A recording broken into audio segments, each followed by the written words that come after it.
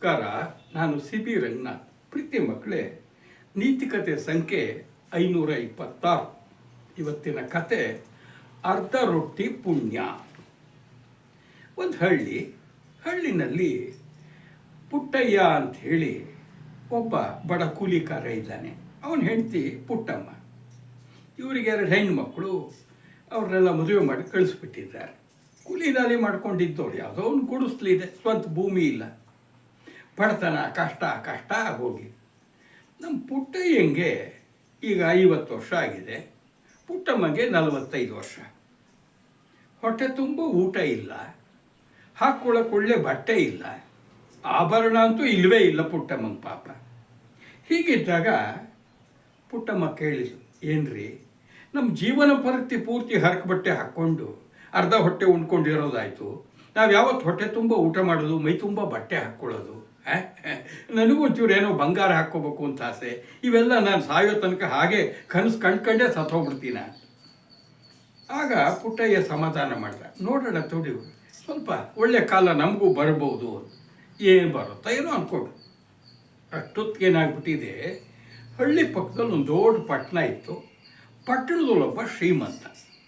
ಅವನು ವ್ಯಾಪಾರ ಮಾಡಿ ತುಂಬ ಹಣ ಗಳಿಸ್ಬಿಟ್ಟಿದ್ದ. ಅವನು ಎಲ್ಲ ಕಡೆಗೂ ಒಂದು ಪ್ರಚಾರ ಮಾಡಿದ, ಒಂದು ಪ್ರಕಟಣೆ ಕೊಟ್ಟ. ಯಾರ್ಯಾರು ಪುಣ್ಯ ಸಂಪಾದನೆ ಮಾಡಿದ್ದೀರೋ ಅಂಥವರು ನಿಮ್ಮ ಪುಣ್ಯವನ್ನು ನನಗೆ ಮಾರಾಟ ಮಾಡ್ಬೋದು, ನೀವು ಕೇಳಿದಂಥ ಬೆಲೆಯನ್ನು ನಿಮಗೆ ಕೊಡ್ತೇನೆ, ನಿಮ್ಮ ಪುಣ್ಯವನ್ನು ನಾನು ಖರೀದಿ ಮಾಡ್ತೇನೆ ಅಂತ. ಭಾಳ ಜನ ಅವನ ಹತ್ರ ಹೋದರು, ಸ್ವಾಮಿ ನಾವಿಂಥ ಪುಣ್ಯ ಕೆಲಸ ಮಾಡಿದ್ದೀವಿ ತಗೊಳ್ಳಿ ಅಂಥೇಳಿ ಅವನಿಗೆ ಕೊಟ್ಟು ದುಡ್ಡು ಇಸ್ಕೊಂಬಂದ್ಬಿಟ್ರು, ಪುಣ್ಯ ಮಾರಾಟ ಮಾಡ್ಕೊಂಬಿಟ್ರು. ಇದು ಸುದ್ದಿ ನಮ್ಮ ಪುಟ್ಟಯ್ಯನಿಗೂ ತಲುಪ್ತು. ಪುಟ್ಟಮ್ಮ ಹೇಳಿದ್ಲು, ನೋಡ್ರಿ ಅದು ಯಾರೋ ಶ್ರೀಮಂತರಂತೆ, ಅದೇನೋ ಪುಣ್ಯ ಸಂಪಾದನೆ ಮಾಡಿದರೆ ಅದನ್ನು ಕೊಂಡ್ಕೊಳ್ತಾರಂತೆ, ನೀವು ಹೋಗ್ರಿ ಅವ್ರ ಹತ್ರ ಪುಣ್ಯನ ಮಾರಾಟ ಮಾಡಿ ಒಂದಿಷ್ಟು ಏನಾದ್ರು ತರ್ರಿ, ನಾವು ನಮ್ಮ ಮನೆಗೆ ಬೇಕಾಗಿರೋ ಬಟ್ಟೆ ಬರೆ ಒಡವೆ ವಸ್ತು ಎಲ್ಲ ಮಾಡ್ಕೊಂಡು ಸುಖವಾಗಿರೋಣ. ಪುಟ್ಟಯ್ಯ ಆಯ್ತು ಕಡೆ ಹಾಗೆ ಮಾಡ್ತೀನಿ, ನಾಳೆ ಹೋಗ್ತೀನಿ ಅಂತ. ಬೆಳಗ್ಗೆ ಎದ್ದ, ಸ್ನಾನ ಮಾಡ್ದ, ಏನು ಇರೋದು ಅದೇ ಹರಕು ಬಟ್ಟೆನೇ ಹಾಕ್ಕೊಂಡ. ಆಗ ಪುಟ್ಟಮ್ಮ ಹೇಳಿದ್ಲು, ನೋಡಿ ಇರೋದೇ ಹಿಟ್ಟು ಕಮ್ಮಿ ಇದೆ, ನಾನೇನೋ ನೀರು ಕುಡ್ಕೊಂಡಿರ್ತೀನಿ, ನಿಮಗೆ ಮಾತ್ರ ಒಂದು ದೊಡ್ಡ ರೊಟ್ಟಿ ಮಾಡಿಕೊಡ್ತೀನಿ ಅಂತೇಳಿ ಏನು ಮಾಡಿದ್ಲು, ಒಂದು ದೊಡ್ಡ ರೊಟ್ಟಿಯನ್ನು ತಟ್ಟಿ ಅದನ್ನು ಕಟ್ಟಿಬಿಟ್ಟು ಒಂದು ಬಟ್ಟೆನಲ್ಲಿ ಕಟ್ಟಿ ಅವನಿಗೆ ಕೊಟ್ಲು. ನೆಂಚ್ಕೊಳ್ಳೋಕ್ಕೆ ಏನೋ ಒಂದು ಹಸಿ ಮೆಣಸಿನ್ಕಾಯಿನೋ ಒಂದು ಚೆಟ್ಟು ಪುಡಿನೋ ಇತ್ತು. ಸೀದಾ ನಮ್ಮ ಪುಟ್ಟ ಏನು ಮಾಡಿದೆ, ಪಟ್ಟಣದ ಕಡೆ ಹೋಗ್ತಾ ಇದ್ದ. 12 ಗಂಟೆ ಆಗಿಬಿಡ್ತು, ಹಸಿವಾಗ್ಬಿಡ್ತು. ಒಂದು ರೊಟ್ಟಿ ಕೊಟ್ಟಿಯಾಳೆ ಪಾಪ, ನನ್ನ ಬಗ್ಗೆ ಎಷ್ಟು ಕತ್ಲಾತಿ, ತಾನು ಉಪವಾಸ ನೀರು ಕುಡ್ಕೊಂಡು ನನಗೆ ಹಿಂಗೆ ಮಾಡಿದ್ದಾಳೆ ಅಂತಂದ. ಅಲ್ಲೇ ಒಂದು ಮರದ ನೆರಳು ಕೂತ, ದೂರದಲ್ಲಿ ಪಟ್ಟಣ ಕಾಣಿಸ್ತಿತ್ತು. ಪಟ್ಟಣಕ್ಕೆ ಹೋದ್ಮೇಲೆ ಏನು ತಿನ್ನೋಕ್ಕಾಗಲ್ಲ, ಇಲ್ಲೇ ತಿಂದು ಸಾವುಕಾರ ಹತ್ರ ಹೋಗೋಣ ಅಂತೇಳಿ ಕೂತ. ಜೊತೆಗೆ ಒಂದು ತಂಬಿಗೆ ತಂದಿದ್ದ, ಅಲ್ಲೆಲ್ಲೋ ನೀರಿತ್ತು, ತಂದು ಮರದ ಕೂತು ತಿನ್ಲಿಕ್ಕೆ ಹೊರಟ. ಅಷ್ಟೊತ್ತಿಗೆ ನೋಡಿದರೆ ಯಾರೋ ಒಬ್ಬ ಬಡವ ಬಂದು, ಸ್ವಾಮಿ ಹಸಿವು, 3 ದಿನ ಆಯ್ತು ಸ್ವಾಮಿ ತಿಂದಿಲ್ಲ, ನೀವೇನು ಕೊಡದೆ ನನ್ನ ಪ್ರಾಣ ಹೋಗ್ಬಿಡುತ್ತೆ, ದಯವಿಟ್ಟು ಏನಾದ್ರು ಕೊಟ್ಟು ನನ್ನ ಪ್ರಾಣ ಕಾಪಾಡಿ ಅಂತ ಹೋಗಾರ್ದ. ಪುಟ್ಟ ಹಿಂಗೆ ಮನಸ್ಸು ಹರಗಿಬಿಡ್ತು. ನನ್ನ ಹತ್ರ ಹೆಂಗೂ ಒಂದು ರೊಟ್ಟಿ ಇದೆ ನೋಡಪ್ಪ, ನಾನು ಬಡವನೇ ಕಣೋ, ಆದರೆ ನನ್ನ ಹತ್ರ ಒಂದು ರೊಟ್ಟಿ ಇದೆ, ನಾನು ಅರ್ಧ ಇಟ್ಕೊಂಡು ಅರ್ಧ ನೀನು ಕೊಡ್ತೀನಿ, ನೀನೇನು ತಪ್ಪು ತಿಳ್ಕೊಳ್ಬೇಡ ಅಂತ. ಅಯ್ಯೋ ಸ್ವಾಮಿ, ನೀವು ಅಷ್ಟು ಕೊಟ್ಟರೆ ನನ್ನ ಪಾಲಿಗೆ ಅಮೃತ, ದಯವಿಟ್ಟು ಕೊಡಿ ಎಂದಾಗ ತಾನು ಅರ್ಧ ಇಟ್ಕೊಂಡು ಇನ್ನರ್ಧ ರೊಟ್ಟಿ, ಒಂದು ಹಸಿಮೆಣಸಿನ್ಕಾಯಿ, ಚಟ್ನಿ ಪುಡಿ ಎಲ್ಲನೂ ಅವನಿಗೆ ಕೊಟ್ಟ. ಇಬ್ಬರು ಮರ ತಿಳ್ಕೊಂಡು ಕೂತ್ಕೊಂಡು ತಿಂದರು. ತಿಂದಮೇಲೆ ನೀರು ಕುಡ್ದವನು ಅವನಿಗೂ ನೀರು ಕೊಟ್ಟ. ಆ ಬಡವ ನೀರು ಕುಡಿದು, ಸ್ವಾಮಿ ಎಂಥ ಪುಣ್ಯಾತ್ಮರು ನೀವು, ದೇವ್ರಂಗೆ ನನಗೆ ಒಂದು ಅರ್ಧ ರೊಟ್ಟಿ ಕೊಟ್ಟು ಒಂದು ಜೀವ ಉಳಿಸಿದ್ರಿ, ನಿಮ್ಮ ಚೆನ್ನಾಗಿರ್ರಿ ಸ್ವಾಮಿ, ನಿಮ್ಮಂತನ ಯಾವಾಗಲೂ ಚೆನ್ನಾಗಿರಲಿ, ನಿಮ್ಮ ದೇವ್ರು ಒಳ್ಳೇದು ಮಾಡಲಿ ಅಂಥೇಳಿ ಸಂತೋಷದಿಂದ ಅವನಿಗೆ ಹಾರೈಸ್ಬಿಟ್ಟು ಹೋಗಿಬಿಟ್ಟ. ಪುಟ್ಟಯ್ಯನಿಗೆ ಜೀವನದಲ್ಲಿ ಇದೇ ಮೊದಲನೇ ಹೊಸ ಅನುಭವ. ಇವನು ಯಾರಿಗೂ ಏನೂ ಕೊಟ್ಟೇ ಇಲ್ಲ, ಕೊಡೋಕ್ಕೆ ಇವನ ಹತ್ರ ಇದ್ರೆ ತಾನೆ. ಮೊಟ್ಟ ಮೊದಲ ಬಾರಿ ತಾನು ಕೊಟ್ಟಿದ್ದು ಬಂದು ಒಣಕಲು ಅರ್ಧ ರೊಟ್ಟಿ, ಒಂದಿಟ್ಟು ಕುಡಿಯೋಕ್ಕೆ ನೀರು. ಆದರೆ ಆ ಬಡವ ಎಷ್ಟು ಮನಸ್ಸು ತುಂಬಿ ಹಾರೈಸ್ಬಿಟ್ಟ, ತನ್ನನ್ನು ದೇವ್ರು ನೋಡ್ದ. ಅಯ್ಯೋ ಅಂತೇಳಿ ಭಾಳ ಆಶ್ಚರ್ಯ, ಸಂತೋಷ ಆಗಿಬಿಡ್ತು. ಹಾಗೆ ಏನು ಮಾಡಿದೆ, ಇನ್ನೇನಿಲ್ಲ, ಸೀದಾ ಪಟ್ಟಣಕ್ಕೆ ಬಂದ. ಯಾರನ್ನೋ ಕೇಳಿದ, ಸಾಹುಕಾರರ ಮನೆಗೆ ತೋರಿಸಿದ್ರು. ಅಲ್ಲೇ ಭಾಳ ಜನ ಇದ್ದರು. ಇವರೆಲ್ಲ ಒಂದು ಮೂಲೆಯಲ್ಲಿ ಕೂತ, ಬಂದವ್ರಲ್ಲ ನಾವು ಪುಣ್ಯ ಮಾಡಿದ್ವಿ, ಈ ಪುಣ್ಯ ಕೆಲಸ ಮಾಡಿದ್ದೀವಿ ಅಂಥೇಳಿ ಪುಣ್ಯವನ್ನು ಆ ಸಾಹುಕಾರ ಏನೊಂದು ಬೆಲೆ ಕಡ್ದ, ಅವ್ರು ಭಾಳ ಇಸ್ಕೊಂಡು ಹೋಗ್ತಾ ಇದ್ರು. ಉಳಿದವ್ ನಮ್ಮ ಪುಟ್ಟಯ್ಯ ಒಬ್ಬನೇ. ಸಾವುಕಾರ ಬರಪ್ಪ ಅಂತ ಕರೆದ. ಏನಪ್ಪ ಏನು ನಿನ್ನ ಹೆಸರು? ಸ್ವಾಮಿ ಪುಟ್ಟಯ್ಯ. ಆ ಪಕ್ಕದ ಹಳ್ಳಿ ಇದ್ದೆ, ಬಂದಿದ್ದೀನಿ ಸ್ವಾಮಿ. ಯಾಕೆ ಬಂದು? ಅದೇ ಸ್ವಾಮಿ, ನೀವೇನೋ ಪುಣ್ಯನ ಕೊಂಡ್ಕೊಳ್ತೀರಂತೆ. ನಾನು ಭಾಳ ಬಡವ, ಏನಾದ್ರು ಪುಣ್ಯನ ಕೊಂಡ್ಕೊಳ್ಳಿ ಸ್ವಾಮಿ, ನನಗೆ ದುಡ್ಡು ಕೊಟ್ಬಿಡಿ.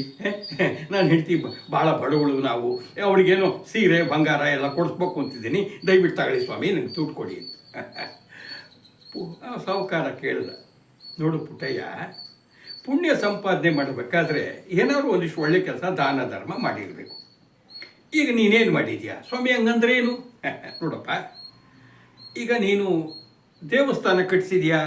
ಇಲ್ಲ ಸ್ವಾಮಿ. ಹೋಗಲಿ, ಅಲ್ಲೆಲ್ಲರೂ ಪೂಜೆ ಪುನಸ್ಕಾರ ಹೋಮ ಹವನ ಮಾಡಿಸಿದ್ಯಾ? ಇಲ್ಲ. ಹೋಗಲಿ, 100 ಜನಕ್ಕೆ ಅನ್ನದಾನ ಮಾಡಿಸಿದ್ಯಾ? ಸ್ವಾಮಿ ಇಲ್ಲ. ಹೋಗಲಿ, ಜನಕ್ಕೆ ಅನುಕೂಲ ಆಗಲಿ ಅಂತ ಕೆರೆ ಬಾವಿ ಏನಾದ್ರು ತೋರಿಸಿದ್ಯಾ? ಇಲ್ಲ ಸ್ವಾಮಿ. ಹೋಗಲಿ, ಮಕ್ಕಳಿಗೆ ಓದೋದಕ್ಕೆ ಅಂತ ಶಾಲೆ ಕಟ್ಟಿಸಿದ್ಯಾ? ಯಾರಿಗಾರು ಫೀಸ್ ಗೀಸ್ ಕೊಟ್ಟಿದ್ಯೋ? ಇಲ್ಲ ಸ್ವಾಮಿ. ಅಲ್ಲಪ್ಪ ಓಲಯ್ಯ, ನೀನಲ್ಲಿ ಯಾರೋ ಉಚಿತವಾಗಿ ಶ್ರಮದಾನ ಮಾಡ್ತಿರ್ತಾರಲ್ಲ, ಹಾಗೇನಾದ್ರು ಹೋಗಿದೆಯೋ? ಸ್ವಾಮಿ, ನಾನು ಎಲ್ಲೋ ಕೂಲಿ ಕೆಲಸ ಸಿಕ್ಕರೆ ನನಗೇನಾದ್ರು ಉಂಟು, ಇಲ್ಲದಿಲ್ಲ. ನಾನೆಲ್ಲರೂ ಪುಕ್ಕಟೆ ಎಲ್ಲರೂ ಶ್ರಮದಾನ ಅಂತ ಹೋಗಿಬಿಟ್ರೆ ನಾನು ಹೊಟ್ಟೆಗೆ ಯಾರು ಕೊಡೋರು ಸ್ವಾಮಿ? ನಾನು ಎಲ್ಲೂ ಹೋಗಿಲ್ಲ, ದಯವಿಟ್ಟು ತಪ್ಪು ತಿಳ್ಕೊಳ್ಬೇಡಿ. ಅಲ್ಲಪ್ಪ, ಪುಣ್ಯ ಇದೆ, ಮಾರಾಟ ಮಾಡ್ತೀನಿ ಅಂತ ಬಂದಿದ್ದಿ, ಏನು ಸಂಪಾದಿಸಿದ್ಯಾ? ಒಬ್ಬರಿಗೆ ದಾನ ಧರ್ಮ ಮಾಡಿಲ್ಲ, ವಸ್ತ್ರದಾನ ಮಾಡಿಲ್ಲ, ಹೋಗ್ಲಿ ಗೋದಾನ ಮಾಡಿದ್ಯಾ? ಅಯ್ಯೋ ಗೋವೆ, ನಮಗೆಲ್ಲ ಸ್ವಾಮಿ ಗೊತ್ತು, ನಾವು ಹಾಲೇ ನೋಡಿಲ್ಲ ಅಂದೇ ಬಿಟ್ಟ. ಗೋದಾನ ಮಾಡಿಲ್ಲ, ಹೋಮ ಹವನ ಮಾಡಿಲ್ಲ, ಒಂದು ದೇವ್ರ ಪೂಜೆ ಮಾಡ್ತಿಲ್ಲ, ಇವನ್ ಪೂಜೆ ಪುನಸ್ಕಾರ ಏನೂ ಮಾಡಿಲ್ಲ. ಮತ್ತೆ ಹಂಗಾರೆ ಏನಯ್ಯ ಪುಣ್ಯ ಸಂಪಾದಿಸಿದ್ಯಾ? ಏನು ಕೊಟ್ಟು ತಗೊಳ್ಳಿ ನಿನ್ನ ಹತ್ರ? ಸ್ವಾಮಿ, ಈಗ ನೆನಪಾಯ್ತು ಸ್ವಾಮಿ, ನಾನೀಗ ಬರ್ತಾ ಇದ್ದ ನಿಮ್ಮನ್ನು ನೋಡಬೇಕು ಅಂತ ಮರ್ತೇಳು ಕೂತಾಗ ನಾನು ಹೆಂಡತಿ ಮಾಡಿಕೊಟ್ಟಿದ್ದು ಒಂದು ರೊಟ್ಟಿ ಇತ್ತು. ಯಾರೋ ನನ್ನಂಗೆ ಬಡವ ಬಂದ, ಹಸು 3 ದಿನ ಏನು ತಿಂದಿಲ್ಲ ಅಂತ. ಹಾಗಾಗಿ ಅವನಿಗೆ ನಾನು ಇಟ್ಕೊಂಡಂಥ ಅರ್ಧ ರೊಟ್ಟಿ ಸ್ವಲ್ಪ ನೀರು ಕೊಟ್ಟೆ ಸ್ವಾಮಿ. ಅವನು ಸಂತೋಷಪಟ್ಟು ಹೋದ. ನಾನು ಜೀವನದಲ್ಲಿ ಏನಾದ್ರು ಮಾಡಿದರೆ ಇದು ಒಂದೇ ಸ್ವಾಮಿ, ಇನ್ನೊಬ್ರಿಗೆ ಕೊಟ್ಟಿರೋದು ಒಳ್ಳೆ ಕೆಲಸ. ಹೌದಾ? ಆಯ್ತು, ಹೋಗಿ ನೋಡಯ್ಯ, ನೀನು ಕೊಟ್ಟಿರೋದು ಅರ್ಧ ತುಣುಕು ರೊಟ್ಟಿ, ಒಂದು 2 ರೂಪಾಯಿ 5 ರೂಪಾಯಿ ಲೆಕ್ಕ. ನಾನು ಹಿಂಗೆ 100 ರೂಪಾಯಿ ಕೊಡ್ತೀನಿ, ಆ ಪುಣ್ಯ ನನಗೆ ಕೊಟ್ಬಿಡು. ಇವನು ಮಾತಾಡಲಿ, ಓಹೋ 100 ರೂಪಾಯಿ ಕಮ್ಮಿ ಆಯ್ತಾ, 1000 ರೂಪಾಯಿ ಕೊಡ್ತೀನಿ ತಗೊಳ್ಳಯ್ಯ, ಪುಣ್ಯ ಕೊಟ್ಬಿಡು ಅಂತ. ಪುಟ್ಟಯ್ಯನಿಗೆ ಆ ಬಡವ ಮನಸ್ಸು ತುಂಬಿ ಹಾರೈಸಿ, ನಿಂಗೆ ಒಳ್ಳೇದಾಗಲಿ, ದೇವ್ರು ಒಳ್ಳೇದು ಮಾಡಲಿ, ನಿಮ್ಮಂತಲೇ ಚೆನ್ನಾಗಿರಲಿ ಅಂತ ಹಾರೈಸಿದಾಗ ಭಾಳ ಸಂತೋಷ ಆಗಿತ್ತು. ಅಂಥ ಸಂತೋಷ ಕಳ್ಕೊಳ್ಬಾರ್ದು. ಅಯ್ಯೋ, ಅದು ಪುಣ್ಯ ಎಷ್ಟಾದ್ರು ಇರಲಿ, 1000 ರೂಪಾಯಿ ಮಾರ್ಕೋಬಾರ್ದು ಸ್ವಾಮಿ, ದಯವಿಟ್ಟು ಬರ್ತೀನಿ, ನನಗೆ ಬೇಡ ಸ್ವಾಮಿ, ನಿಮಗೆ ಮಾರಲ್ಲ ಆ ಪುಣ್ಯನ ಅಂತ ಸೀದಾ ಊರ ಕಡೆ ಬಂದುಬಿಟ್ಟ. ಇವನಿಗೂ ಹಸುವಾಗ್ತಾ ಇದೆ, ಹೇಳ್ತೀನಿ ಹೇಗಪ್ಪ ಎದುರಿಸೋದು? ಹೇಳಿ ಬಂದುಬಿಟ್ಟಿದ್ದೀನಿ, ನಾನು ಸಾಹುಕಾರರಿಗೆ ನಾನು ಪುಣ್ಯ ಮಾರಾಟ ಮಾಡಿ ಒಂದಿಷ್ಟು ಬಂಗಾರನೋ ಹೊನ್ನೋ ಏನೋ ತರ್ತೀನಿ, ಬೇಕಾದ್ದೆಲ್ಲ ನೀನು ಕೊಡಿಸ್ತೀನಿ ಅಂತ ಭಾಳ ಬೈಕೊಂತಿರ್ತಾಳೆ. ಏನು ಮಾಡಲಿ ಅಂತ ಯೋಚನೆ ಮಾಡ್ದ. ಇರಲಿ ಅಂತ ಏನು ಮಾಡ್ದ, ತಾನು ತಲೆ ಕಟ್ಕೊಂಡಿದ್ದಂಥ ಹಳೆ ಬಟ್ಟೆನೇ ತೆಗೆದು ಅಲ್ಲಿ ಬಿದ್ದಂಥ ಇಟ್ಟು ಸ್ವಲ್ಪ ಪಕ್ಕದ 4-5 ತಗೊಂಡು ಗಂಟು ಕಟ್ಕೊಂಡು ಸೀದಾ ಮನೆಗೆ ಬಂದುಬಿಟ್ಟ. ಅವಾಗಿನ್ನೂ ಕತ್ಲಾಗ್ತಾ ಇದೆ. ಬನ್ನಿ ಅಂತ ಹೇಳಿ ಕೈ ಕಾಲು ತೊಳ್ಕೊಂಡು ನೀರು ಕೊಟ್ಟಲು. ಬನ್ನಿ ಸ್ವಾಮಿ, ಮುದ್ದೆ ಮಾಡಿದ್ದೀನಿ ತಿಂದ್ರಿ ಅಂತ ಹೇಳಿ ಇಬ್ಬರು ಸಹಿತ ಮುದ್ದೆ ತಿಂದರು. ಆಯಿತು. ಸಾಹುಕಾರ ಭೇಟಿಯಾಗಿದ್ರ? ಭೇಟಿಯಾಗಿದ್ದರು. ಪುಣ್ಯ ಮಾರಾಟ ಮಾಡಿದ್ರ? ಅದೇನೇನು ಪುಣ್ಯ ಮಾರಾಟ ಮಾಡಿ ಸಾಹುಕಾರ ಏನು ಕೊಟ್ಟರು ಅದೇನೋ ತಂದಿರೋದು. ಇವನಿಗೆ ಅದೇ ಡವಡವ ಹೊಡ್ಕೊಂಡ್ಬಿಡ್ತು. ಏನಿದೆ ಗಂಟ್ಲಲ್ಲಿ? ಬರೀ ಕೊಲ್ಲು. ಅದೇ ಸಾಹುಕಾರ ಕೊಟ್ಟಿಯಾರಂತ ಹೇಳೋಣ ಅಂದ್ಕೊಂಡಿದ್ದ. ಅವಳೇನು ಮಾಡಿದ್ಲು, ತಂದು ಮುಂದೆ ಬಿಟ್ಟು, ಅಯ್ಯೋ ಅಯ್ಯೋ ಅಯ್ಯೋ ಅಯ್ಯೋ ಸ್ವಾಮಿ, ಏನು ನೀವು ಅದೃಷ್ಟವಂತರು, ನಾನು ಅದೃಷ್ಟವಂತೆ ನೋಡಿ ಸ್ವಾಮಿ, ಎಷ್ಟು ಬಂಗಾರ, ಅಬಾಬಾಬಾಬಾಬಾ ಅಂತ ಸಂತೋಷಪಟ್ಟುಬಿಟ್ರು. ಇವನು ನಾನು ಹೆಂಡತಿ ಅಡಗಿಸ್ತಿದ್ದಾಳೆ ಅಂಥೇಳಿ ಹೆದರ್ಕೊಂಡು ನಿಧಾನಕ್ಕೆ ನೋಡ್ತಾನೆ. ಆ ಬಟ್ಟೆ ಗಂಟ್ಲಲ್ಲಿ ತುಂಬಿದ್ನಲ್ಲ ಯಾವುದು, ಅದ್ರಲ್ಲಿ ನೋಡಿದರೆ ಕಲ್ಲಲ್ಲ, ಆ ಕಲ್ಲೆಲ್ಲ ಈಗ ಬಂಗಾರದ ಕಲ್ಲಾಗಿ ಬಿಟ್ಟಿದ್ದ. ಇವನಿಗೆ ಎದೆ ತುಂಬಂದ್ಬಿಡ್ತು. ಅಯ್ಯೋ ದೇವರೇ, ಎಷ್ಟು ಕರುಣಾಮಯಿ ನೀನು. ನಾನು ಜೀವನದಲ್ಲಿ ಮೊಟ್ಟ ಮೊದಲ ಬಾರಿಗೆ ಯಾರೋ ಹೊಸ್ತವನಿಗೆ ಅರ್ಧ ರೊಟ್ಟಿ ಕೊಟ್ಟೆ, ಅದರ ನೀನು ಆ ಪುಣ್ಯದ ಫಲವಾಗಿ ಇಷ್ಟೊಂದು ಬಂಗಾರ ಕೊಟ್ಟಿಯಲ್ಲಪ್ಪ, ಎಂಥ ಕರ್ರಾಳು ನೀನು, ಅಯ್ಯಯ್ಯೋ ನಮ್ಮಪ್ಪ ಅಂಥೇಳಿ ಹೆಂಡ್ತಿಗೆ ನಡೆದಿದ್ದನ್ನೆಲ್ಲ ಹೇಳ್ದ. ಇಬ್ರಿಗೂ ಭಾಳ ಸಂತೋಷ ಆಗಿಬಿಡ್ತು. ನೋಡಿ, ದೇವ್ರು ಇಷ್ಟು ಕೊಟ್ಟಿದ್ದಾನೆ, ನಾವು ದೇವ್ರು ಕೊಟ್ಟಿದ್ದಲ್ಲಿ ಅರ್ಧ ರೊಟ್ಟಿ ಕೊಟ್ಟಿದ್ದಕ್ಕೆ ಅಷ್ಟು ಕೊಟ್ಟ ಮೇಲೆ ನಾವು ಇನ್ನೂ ಚೆನ್ನಾಗಿ ದಾನ ಧರ್ಮ ಮಾಡೋಣ ಕಣ್ರಿ, ಪುಣ್ಯ ಗಳಿಸೋಣ, ದೇವರು ಇನ್ನೂ ಅವನ ಪ್ರೀತಿಯನ್ನು ಗಳಿಸೋಣ ಅಂದ್ಕೊಂಡವರು. ಮಾರನೇ ದಿನ ಹೋಗಿ ಒಂದಿಷ್ಟು ಬಂಗಾರ ಪುಟ್ಟಯ್ಯ ಮಾರ್ಕೊಂಡು ಬಂದ. ಒಂದಿಷ್ಟು ಭೂಮಿ ತೊಗೊಂಡ್ರು, ಒಂದಿಷ್ಟು ಹೊಲ ಗದ್ದೆ ಮಾಡಿದರು, ಒಂದು ಜೊತೆ ಬೇಸಾಯ ಇದೆ, ಒಂದು ಎತ್ತಿನ ಗಾಡಿ ತೊಗೊಂಡ. ಜೊತೆಗೆ ಹೇಳಿದ್ರಲ್ಲಪ್ಪ, ಒಂದು ಊರಿನ ಹಳ್ಳಿಗೆ ಸ್ವಲ್ಪ ನೀರಿತ್ತು ತೊಂದರೆ ಇತ್ತು, ಒಂದು ಕುಡಿಯೋ ನೀರಿಗೆ ಒಂದು ಬಾವಿಯನ್ನು ತೋರಿಸ್ಬಿಟ್ಟ. ಒಂದು ದೇವಸ್ಥಾನ ಕಟ್ದ, ಪೂಜೆ ವ್ಯವಸ್ಥೆ ಮಾಡ್ದ, ಬಡಬಗ್ಗರಿಗೆಲ್ಲ ಊಟ ಹಾಕಕ್ಕೆ ಶುರು ಮಾಡ್ದ, 4 ಜನಕ್ಕೆ ಕೆಲಸ ಕೊಟ್ಟ, ಮಕ್ಕಳಿಗೆಲ್ಲ ಶಾಲೆ ಕಟ್ಟಿಸಿ ಶಾಲೆಗೆ ವಿದ್ಯಾಭ್ಯಾಸಕ್ಕೆ ಅನುಕೂಲ ಮಾಡಿಕೊಟ್ಟ.